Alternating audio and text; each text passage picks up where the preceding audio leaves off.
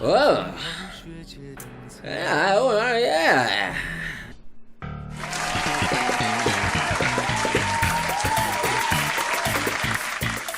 Oh.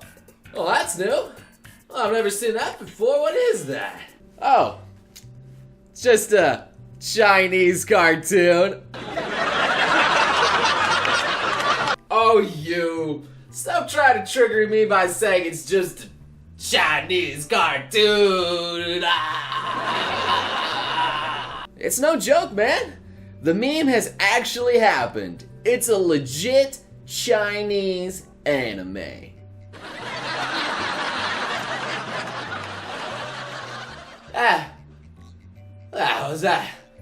How's that possible? No, man. It's right there, bro. Just check it out. Oh, okay. Now you're just playing me. This has to be like one of those Chinese knockoffs, you know? Like the Nintendo Polystation, Microsoft Bimbos, Sunbox Coffee, 712, Tids. Nah, dude. It's original. Completely and utterly original. Huh. And you're saying it's actually good too? Yeah, it's pretty good. What the fuck? You heard it right, folks. China has now officially made a well-made anime. No offense to China, of course, but they do have a little bit of a reputation. The anime in question is called The King's Avatar, which is still currently airing in the spring season of 2017. And with a surprising user score of 8.19 on my anime list, it's actually considered better than most of the Japanese anime currently airing as well. Pretty freaking impressive, is it not? So what is The King's Avatar all about? Well, okay, it's another one of those animes that takes place within a virtual world, an MMO, a massively multiplayer online role-playing game. However, the major difference in this one is that nobody is stuck in this virtual world, such as Log Horizon, Danmachi, Sword Art Online, or Overlord. It's about a person who plays an MMO competitively. Yes, that's right. It's an esport anime. To basically sum up the plot, the best player in the game gets ditched by his sponsor, mainly because the other people conspire against him to steal his spotlight. He is then forced to not only give up the character he's worked 10 years to create and maintain, but also to retire from the competitive community for at least a year. Because that's when he's actually allowed back in. Basically, in layman's term, he gets royally screwed over with little to no chance of actually reclaiming his former glory. With little to no money because at the time he signed the contract with the sponsor, it was absolute garbage, and the fact that he gave away most of his money to his friends who didn't fare too well in the competitive scene because it's also extremely hard to make a living being a professional gamer. He then goes to work at an internet cafe and restarts from scratch to build his reputation again. Obviously, this is not something you see very often, if ever, in anime plotlines. However, with esports on the rise and most of today's youth, in fact mostly everybody into some sort of form of gaming, you can see how a lot of people will relate and actually enjoy this type of anime. I mean, I for one completely sympathize with the terrible contracts given to newcomers in the entertainment field. Companies always want to maximize their profits, and screwing over people is something that is, well, very common within the industry in order to do that. Capitalism is so great. In fact, a lot of my YouTuber friends have been, or in fact still are, stuck in shitty contracts from the networks that they've signed with, because at the time, they thought they were amazing because it was like the only thing they could get, but now they quickly realized that they got boned hard. Remember to always read the fine print in contracts, and my lord, never sign something that's over 1 to 2 years too, because then you're just trying to really fuck yourself over. But moving on from that, another interesting thing about this anime is that the characters are not teenagers in the slightest. No, they're adults. This almost like never happens in anime, especially in stuff that's like gaming related too. There's no raging hormones or other juvenile subplots like that to be found, or even harems that are literally in every single one of its predecessors. That's right, everything has a harem in it. This man cares not for the ladies. He only cares to get his life back in order, and probably also to play the game that he really loves too, because let's be honest, guy, we love games, man. Not to say that there isn't any romance whatsoever. I mean, there is some that is kind of hinted in there. It's hinted at least, and one's heavily implied that they have some sort of extra romance going on.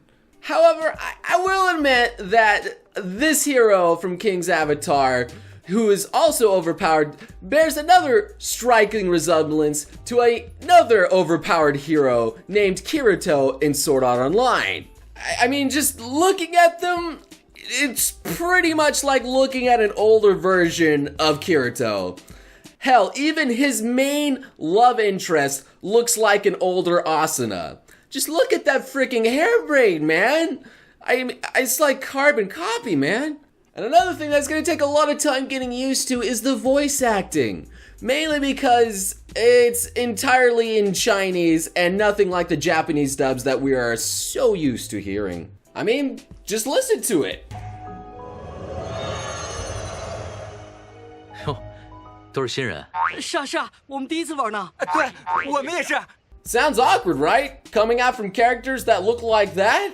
But fortunately, the more you watch it, the more you don't get pulled out from it anymore, and the more it actually starts sounding pretty natural. And yet another thing that's gonna take a lot of getting used to is the show's hard-on for APMs, or that basically means actions per minute in gaming terms. Apparently, the inputs in this MMO have no global cooldowns, and people can spam commands as much as they like. Personally, I only thought APM was relevant in games like StarCraft or other RTS strategy games, but hey, you know, like, what do I know? So basically, everyone is always saying how amazing the main character's APM is and how he's doing some sort of crazy combo in order to do that. I don't know.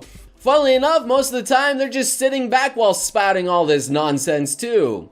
What a freaking useless party. Also, while the main hero himself may have trouble finding a sponsor and getting back into the gaming community, the same cannot be said for the show itself, mainly because the entire thing has McDonald's written all over it. Their logo is literally everywhere. To the show's freaking opening, to the food itself being eaten within the show, just full shots of food. This show sucks that clown's dick so hard that I'm pretty sure the reason it looks so amazing is because McDonald's just sponsored and funded the entire thing itself. Anyway, while I may criticize the show for having a little bit of a slow pacing towards the start, the McDonald's being everywhere, and the APM being mentioned literally every single 2 freaking minutes, it's still an entirely fun show that you should probably check out. The art is fantastic, the setting is fun, and while the plot itself may not be groundbreaking, it's still pretty solid and relatable. I'm pretty sure most gamers know what it feels like to create your own custom character, to spend many hours growing, developing, making this character the coolest, most badass thing ever, and growing super attached to it. But then when you finally get to a stopping point, you have to let it go, and you know, it just feels like you're letting go a little piece of yourself when you quit that game. But hey, I still have some funny things that I would like to point out just because it's funny. Like, I have been totally avoiding trying to say any of the characters in the show's name, mainly because I suck at saying Chinese names. I can't do it. It's just not possible. I'm sorry. Another funny fact is when the main hero starts out again, he freaking looks like this. What MMO starts you out looking like you've done endgame dungeons? And seriously, that cape? You shouldn't have those until you're at least level 20 at least. At least the armor for males and females in the game gives equal amounts of fan service. But they do got that right. And the main hero smokes? Well, that's bad for you. You gotta remember, winners don't do drugs. All in all though, I do recommend that you check out The King's Avatar, which is aptly named because it's about the main hero losing his avatar and wanting to regain it because it's in a game, you know what yeah, there you go. It's different, it's fun, and it certainly stands out as one of the best animes this current season. So anyway, I hope you guys enjoyed this video here. I really wanted to cover it because I found it fascinating that there was such a great Chinese freaking anime out there. I was like, holy shit, that's pretty cool. Well, hope you enjoyed this video once again. Maybe leave a like, maybe subscribe for some more cool content like this. And I hope to see all of you beautiful sons of guns again next time. You crazy mother.